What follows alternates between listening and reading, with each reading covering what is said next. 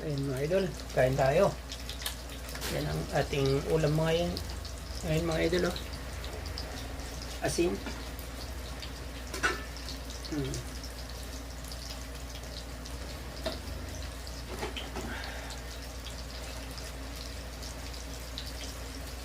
Mga idol.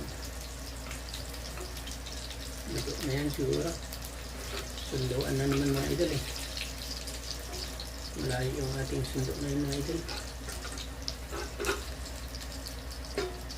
Pag mga gantong oras mga idol, nakakabalik tayo dito mga alas 7 na. Mabilis na yung ano, alas 5.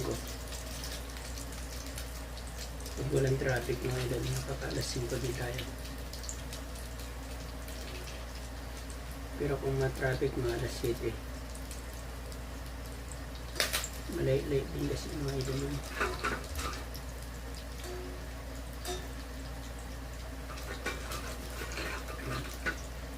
Ulam na lang natin yan mamaya.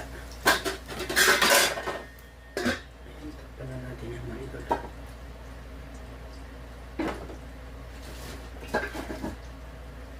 Ang ating pagkain na yung mga idol. I thank you Lord sa blessing again. Ayan.